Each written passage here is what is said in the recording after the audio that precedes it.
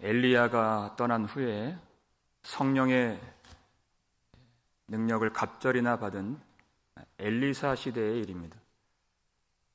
그때는 영적으로 참 어두웠던 시대였습니다.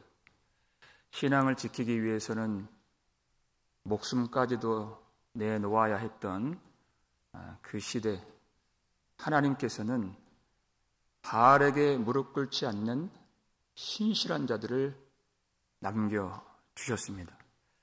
그들 중에는 선지자가 되기 위해서 훈련을 받는 선지 생도들이 있었습니다. 지금으로 말하면 신학생이나 아니면 젊은 사역자 정도 되지 않을까 싶은 그런 사람들이 있었는데, 그들 중에 한 선지 생도가 이유는 알 수 없지만은 갑작스럽게 죽게 되었습니다. 그래서 그의 아내가 엘리사 선지자에게 나와서 부르짖는 내용으로 이 본문이 시작되죠. 죽음이라는 것 자체가 어렵습니다. 근데 그를 더 어렵게 만든 것은 이 죽은 남편이 아무런 이 생활에 대한 대책을 마련하지 않고 죽었다는 것이에요. 그것 자체도 힘든 상황인데 엎친 데 덮친 격으로 채권자들이 찾아와서 빚을 갚지 아니하면 이 두 아들을 종으로 삼겠다. 이 핍박의 시대에 이 선지 생도들, 선지자의 제자들이 얼마나 여유가 있었겠습니까?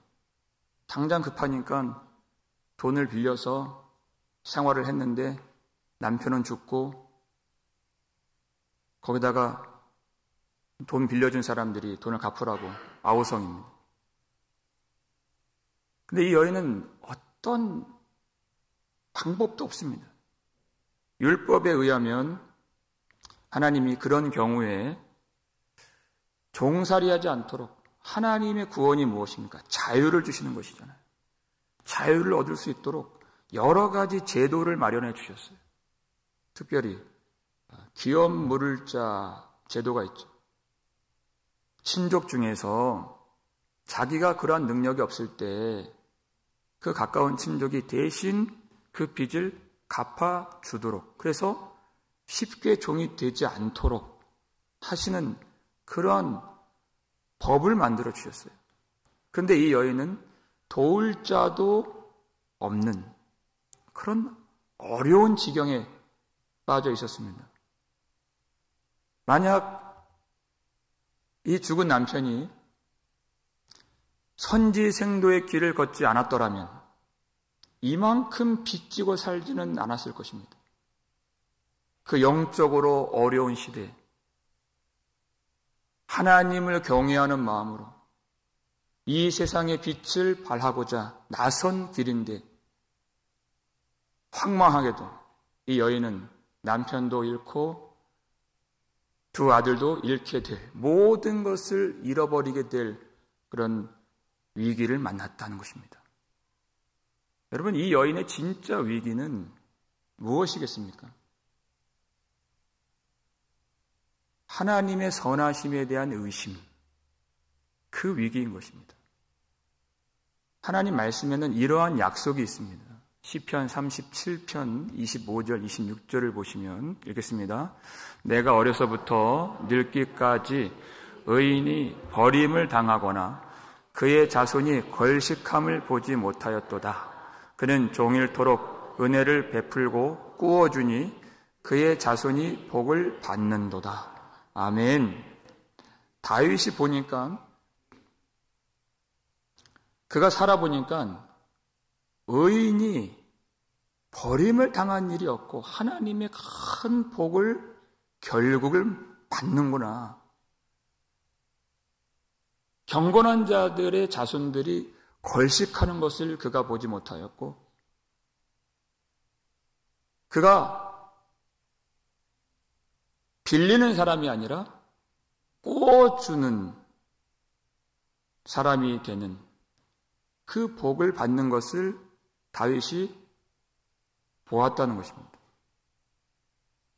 근데 여기에 쉽게 아멘 할 수가 없는, 동조할 수가 없는, 이 말씀에 찬양할 수가 없는 사람들이 있습니다. 하나님의 약속이 분명한데 나의 생활과 나의 삶은 그 약속의 말씀과 괴리감이 있다고 느껴지는 그 상황에 처한 사람들일 것입니다.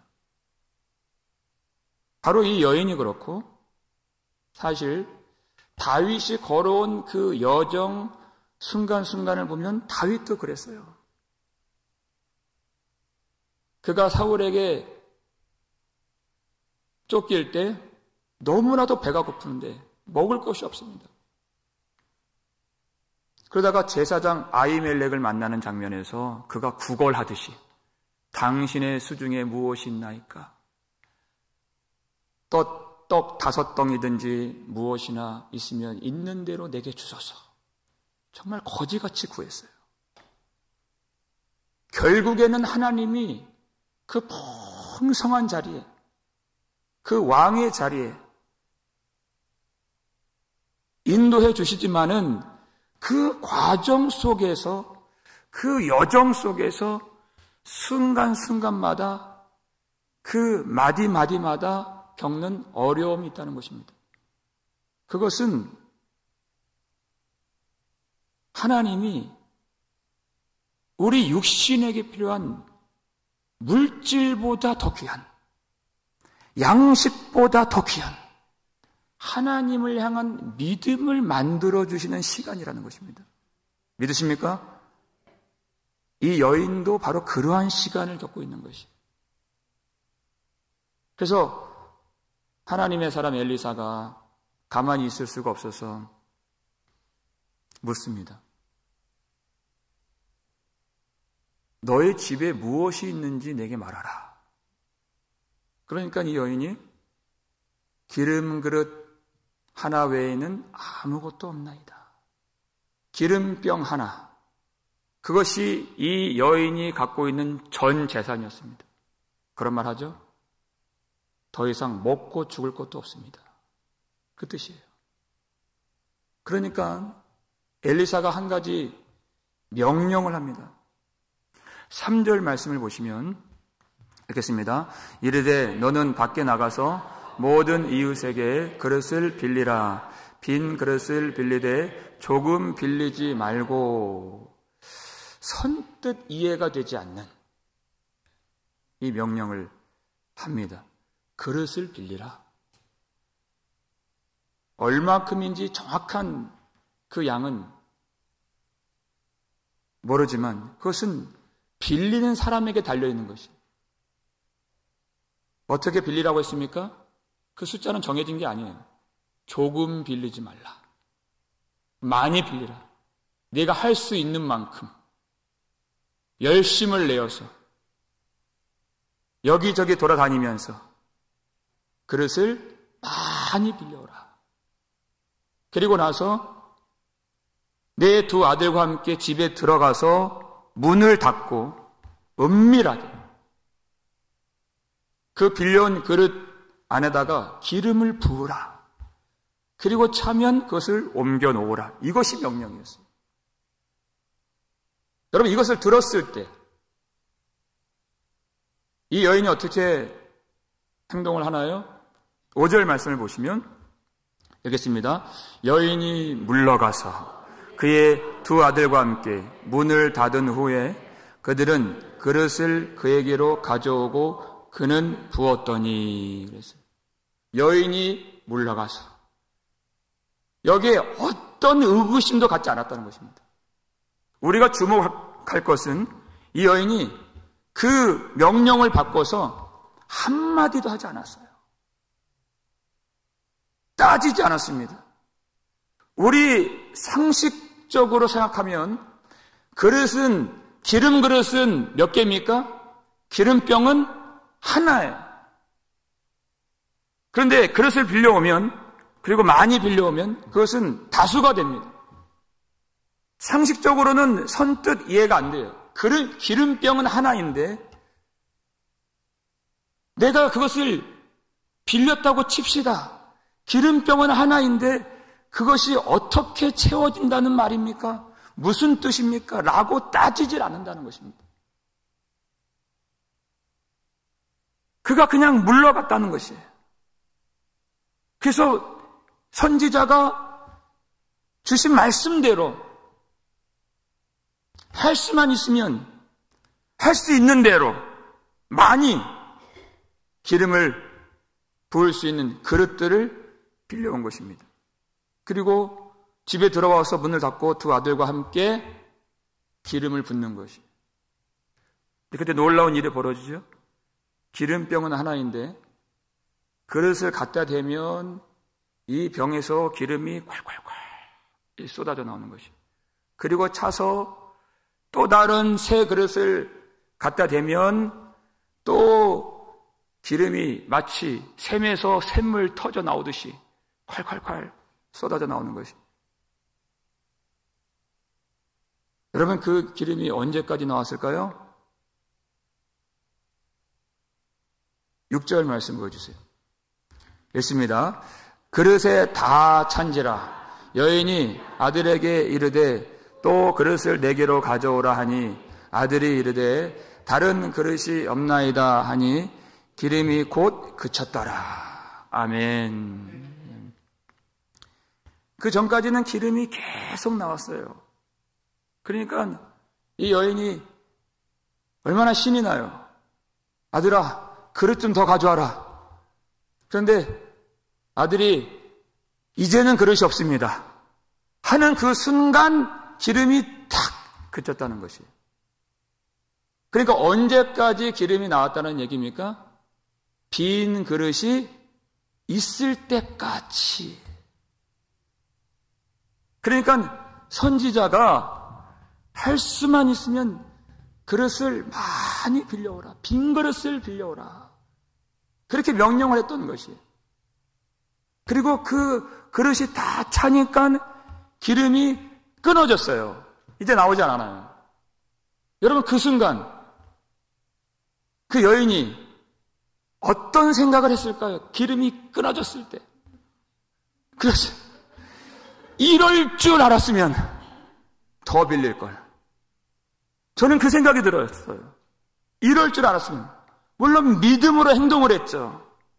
그런데 하나님이 이 은혜를 부어주시는 원리와 그 결말을 확실하게 알았다면 내가 이 그릇을 이 동네만 아니라 저 동네 아니면 그 너머 동네까지 가서 내가 힘을 다해서 기름을 담을 수 있는 그릇을 빌려오는 건데 그 생각을 왜 안 했겠습니까? 여기에 우리의 신앙이 왜 이렇게 약하고 초라한지의 이유가 담겨져 있어요. 하나님이 은혜를 부어주시는 그 원리와 결말을 잘 모르기 때문에, 그걸 보지 못하기 때문에 왜 그렇게 머뭇머뭇거리는가? 왜 주님이 명령하시는데 왜 그렇게 우리는 안다고만 생각하고 왜 움직이질 않는가? 왜 나오질 않는가? 왜 순종을 하질 않는가? 왜 내가 선을 긋고 여기까지만 내가 만족하고 더 이상 넘어가질 않는가? 왜 이 동네까지만 내가 빌리고 왜 그 넘어서까지는 내가 열심을 다해서 내가 하지 않는가? 하나님이 은혜 부어주시는 그 원리, 그것을 안다고는 말하지만 정확하게 모르기 때문이에요. 알면은 그렇게 할 수 없어요. 그것을 보면은 그 결말을 보고 있는 사람들은 그렇게 머뭇머뭇거릴 수가 없습니다. 그건 못 보고 있다는 뜻이에요. 하나님의 나라를 보지 못하고 있다는 뜻이에요. 하나님은 은혜를 부어주길 원하시는데 그 준비된 그릇 안에다 은혜를 부어주신다는 것입니다. 여러분, 씨 뿌리는 비유 잘 아시죠? 거기에 좋은 땅이 있어요. 좋은 땅은 말씀을 듣고 깨닫는 자니 이렇게 되어 있어요. 그게 좋은 땅이다. 그가 결실하여서 혹 어떤 것은 100배로 어떤 것은 60배로, 어떤 것은 30배로 열매를 맺느니라. 씨는 똑같습니다. 씨는 똑같아요. 그런데 그것을 받는 자들마다 그 깨닫는 정도가 다르고 사모하는 정도가 다르고 열매 맺는 그 정도가 다르다는 것입니다. 씨는 똑같아요. 똑같은 이 예배 공간에서 같은 이 말씀을 받는데 그 말씀이 들어가서 싹을 틔어서 열매를 맺는, 씨는 작지만 그 열매는 100배까지 맺을 수 있는 그 씨인데 그것이 사람마다 다 다르다는 것이에요. 여러분, 이 말씀을 깨닫는다는 것을 내가 지식을 충족하는 것으로만 여기지 마십시오. 지식이 충족될 때 유혹이 있는데, 아, 내가 신앙생활을 잘하고 있구나, 이런 착각을 갖게 되는 것이에요. 아닙니다. 말씀을 깨닫는 것은 그것이 아니에요. 내가 신앙생활을 잘하고 있다는 그 착각 정도만 주시려고 주신 이 생명의 말씀이 아닌 것입니다. 하나님의 말씀이 우리 심령의 밭에 심어져서 우리 삶이 이 말씀의 기운에, 이 말씀의 이 생수에 녹아질 수 있도록, 그래서 우리 삶이 하나님이 기뻐하시는 그 열매를 풍성하게 맺어갈 수 있는 삶이 말씀을 듣고 깨닫는 자라는 것이에요. 하나님은 뭐든지 하실 수 있어요. 하나님이 이 궁핍하고 이 어려움에 처한 이 여인을 어떻게 해서라도 도우실 수 있는데 하나님 먼저 명령을 하신다는 것입니다. 그릇을 빌려오라. 그릇을 빌려오라. 그 빌려온, 그 준비된 그릇 위에 하나님이 은혜를 부어주신다는 것입니다. 그릇을 빌려오라는 것이 무엇일까? 여러분, 빌린다. 이 결말을 우리가 떼어놓고 생각할 때 빌린다는 것 자체가 여러분 즐거운 일일까요? 그렇지 않죠? 유쾌한 일이에요? 전혀 그렇지 않습니다. 돈 빌려보셨어요, 여러분? 여러분, 빌린다는 것은 내가 작아지는 겁니다. 내가 낮아지는 겁니다. 내가 그 사람 앞에 머리를 조아려야 되는 것입니다. 어려운 것이고 불편한 것입니다. 성경적인 용어를 빌리자면 어떤 마음이 될까요? 상한 심령이 되는 것이 빌리는 사람의 마음이에요. 빌려주는 사람은 그렇지 않죠. 목을 뻣뻣이 들 수 있어요. 그러나 내가 빌리는 사람은 그렇게 할 수가 없어요. 우리가 잘 알고 있는 시편 51편 17절 말씀, 하나님이 구하시는 제사는 상한 심령이라. 하나님이여, 주께서 상하고 통회하는 마음을 멸시치 아니하시리이다. 하나님이 구하시는 마음, 상한 심령. 여러분, 상한 심령의 그릇을 많이 준비하시기 바랍니다. 이게 예배예요. 여러분, 어떠한 마음으로 예배를 나오셨습니까? 제가 목회를 조금 했죠. 얼마 하지 않았습니다. 잘 모릅니다. 그러나 제가 조금씩 알아가게 되는 것이 있는데, 예배를 나온다는 것은, 한 성도가 예배를 나온다는 것은 당연한 일이 아니라는 것을 알게 되었어요. 거기에는 정말 무한한 하나님의 돌보심과 사랑이 있는 것입니다. 하나님의 역사, 하나님의 인도하심, 하나님의 지키심, 하나님의 성령의 감동이 그 속에 일어난 것이에요. 그냥 주일만 되면은 자동적으로 성도들이 나온 줄 알았어요. 그것이 아니었구나. 그리고 그 하나님이 부어주시는 은혜에 대한 믿음의 반응이 있었던 것이에요. 거기다가 한 주간 힘들게 일을 하고 생활을 꾸려가면서 얼마나 몸이 천근만근 무겁습니까? 싸우지 않고서는 예배를 드릴 수가 없어요. 싸우는 것이. 여기에도 감기 몸살 걸리신 분들, 여러 가지 어려운 일에 처하신 분들, 마음 상하신 분들, 몸이 약한 분들, 제가 알고 있죠. 이 믿음의 선한 싸움을 벌이고서 승리를 누리면서 이 예배를 드리고 있는 것이구나. 이 보통 예배가 아닌 거예요. 그러니까 이 예배에 동참하는 것 자체가 얼마나 감사한 일인지 몰라요. 이 단위에 서는 것 말고도 다윗이 고백했잖아요. 나는 성전 문지기로만 있어도 좋사오니. 그것이 얼마나 복된 것인지 몰라요. 그럼에도 불구하고 제가 여러분께 도전을 드리고 싶습니다. 그렇게 하나님이 은혜를 주셔서 나온 예배이지만 여러분, 이 말씀의 메시지는 아주 단순합니다. 상한 심령의 그릇을 더 준비하라. 내가 이 정도까지 준비했다고 만족하지 말고 더 준비하라는 것이에요. 상한 심령의 그릇을. 우리 마음이 마치 그 작은 종기 그릇 있죠. 간장이나 담는 그런 마음이 되어 있지는 않은지 돌아보라는 것이에요.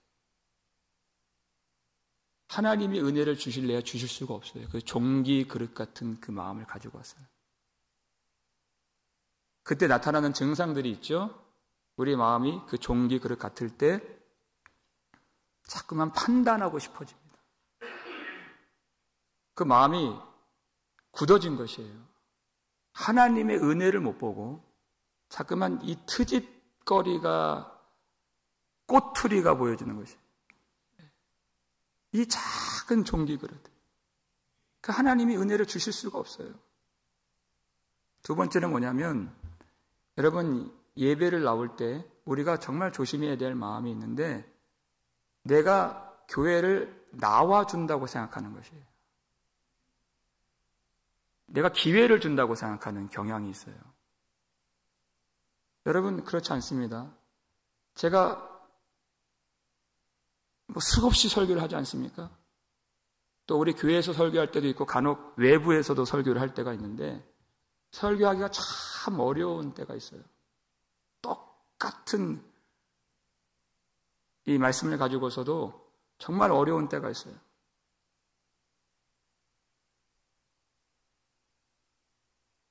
예배가 주가 아니라 예배는 그냥 형식으로 걸어놓고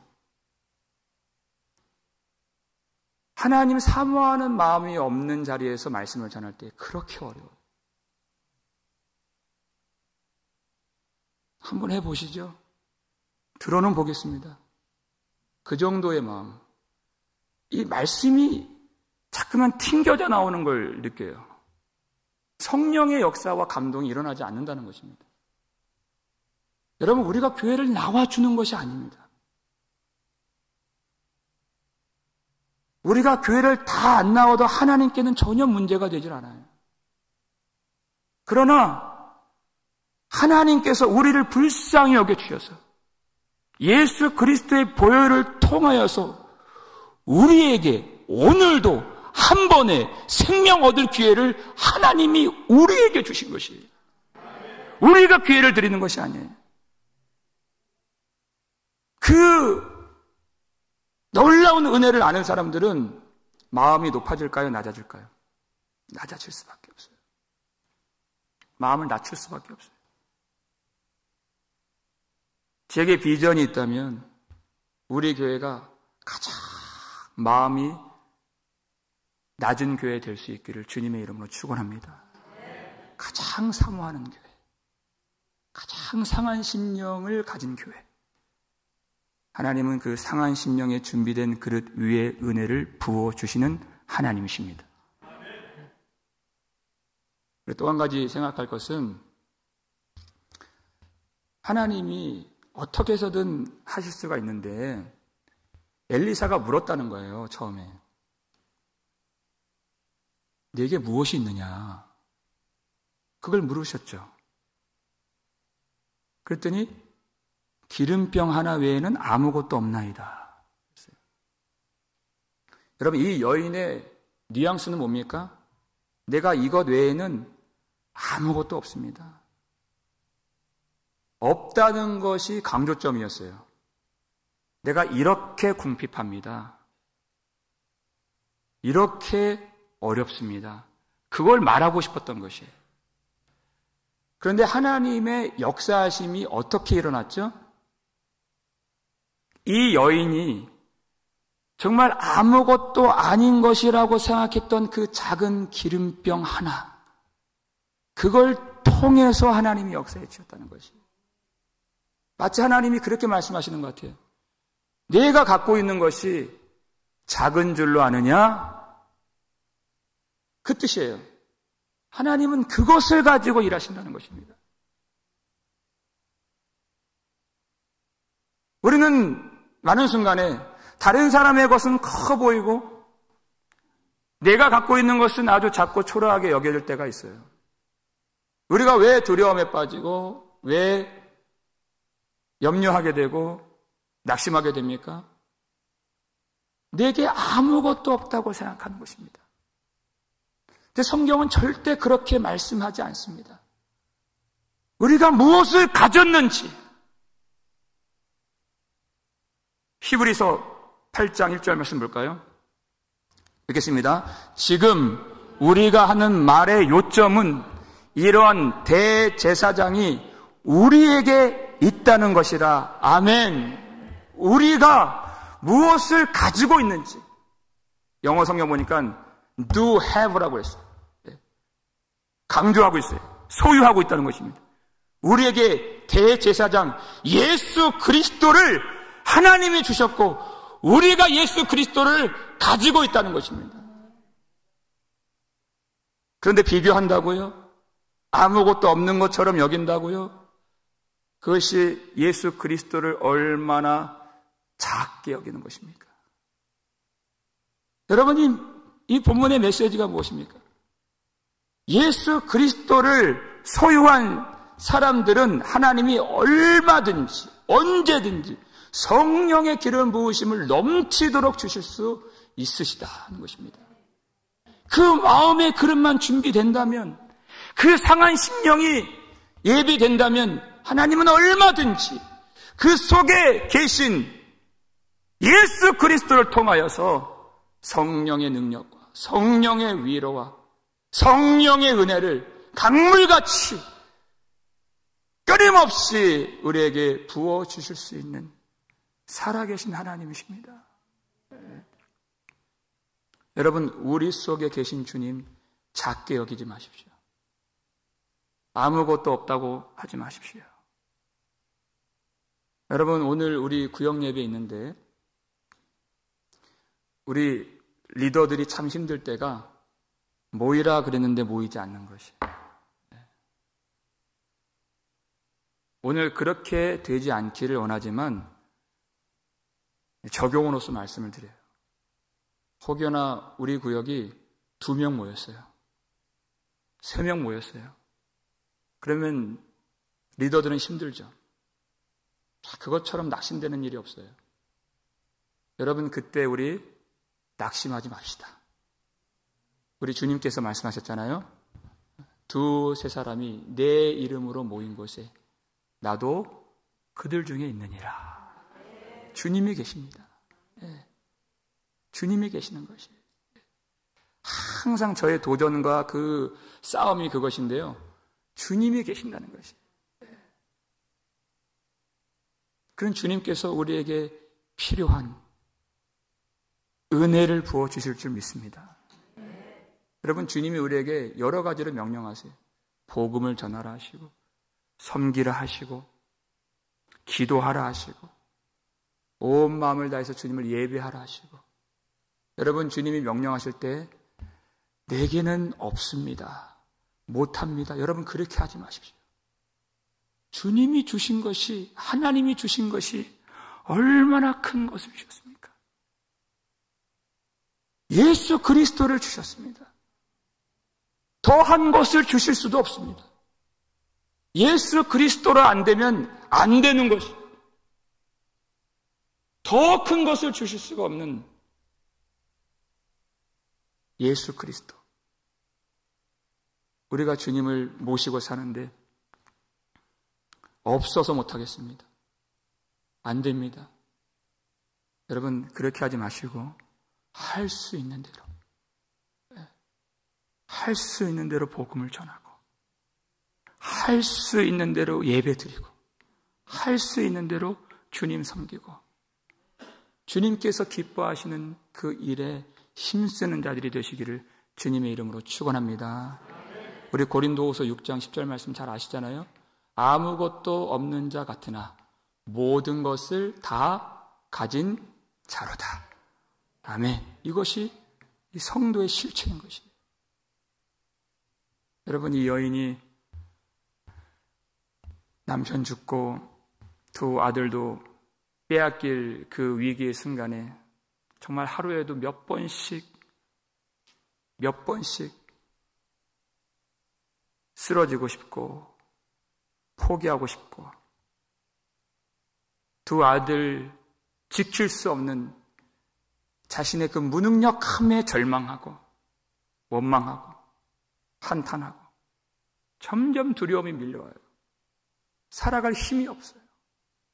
소망이 없어요. 여러분, 그때 그가 절망 가운데 가만히 있질 않고 참 감사하고 놀라운 것은 그의 그 상한 마음을 가지고 하나님의 사람 엘리사에게 부르짖었다는 것입니다. 그 점이 참 놀라워요. 여러분, 이 한 가지만 기억했으면 좋겠습니다. 이사야 40장 31절. 오직 여호와를 앙망하는 자는 새 힘을 얻으리니. 하나님을 바라본 것입니다. 저는 이 여인 같을 때가 참 많이 있어요. 어떻게 하나님이 이렇게 능력 없는 자에게 이러한 일을 맡겨주셨는가? 참 어려울 때가 많이 있습니다. 그 한 가지 이유를 발견했어요. 하나님을 앙망하라고 이 일을 허락해 주셨구나. 자기 힘을 의지하지 말고, 자기 지혜에 의지하지 말고 오직 여호와를 앙망하라고 이렇게 능력 없는 이 사람을 여기에 붙여주셨구나 하는 것이에요. 여러분, 우리도 하루에도 몇 번씩 정말 쓰러지고 싶은, 놓아버리고 싶은 그런 때를 만납니다. 그러나 우리는 엘리사보다 더 좋은 예수 그리스도께 직접 나아가 구할 수 있는 사람들이에요. 믿으십니까? 마치 친구가 친구에게 이야기할 수 있듯 우리 주님, 우리의 친구라고 하셨습니다. 우리의 모든 사정을 다 털어놓을 수 있다는 뜻이에요. 그러면 주님이 우리에게 필요한 대로 은혜를 주시고 새 힘을 주신다고 약속을 해주셨습니다. 여러분, 우리 중에 생활에 궁핍한 그런 어려움에 처한 분 계십니까? 살 소망이 보이지 않는 분이 계십니까? 사랑하는 사람을 잃었습니까? 여러분, 우리 주님이 아시고 우리 주님께 아뢰고 우리 주님께 부르짖으면 우리에게 새 힘을 주십니다. 앞으로 살아갈 능력을 더해 주십니다. 우리에게 필요한 모든 쓸 것을 충만하게 주십니다. 이 이야기의 결말이 어떻게 돼요? 그 기름을 팔아서 빚을 갚고 남은 것이 있어 너와 그 두 아들이 생활하라 그랬어요. 하나님, 우리 생활까지 도와주시는 하나님이십니다. 넘치게 하시고 나무 있게 하시고 흘러 넘치게 하신 하나님. 하나님은 이렇게 우리에게 주기를 원하십니다. 주기를 원하십니다. 우리 마음이 상한 심령의 그릇만 준비된다면, 마음을 낮추어서 주님께 아뢰기만 한다면 주기를 원하신 하나님, 그 하나님을 오늘 경험하시고 하나님이 이 아침에 내려주시는 그 풍성한 위로와 은혜와 평강과 하늘의 자원들이 넘쳐나는 우리의 삶이 될 수 있기를 주님의 이름으로 축원합니다.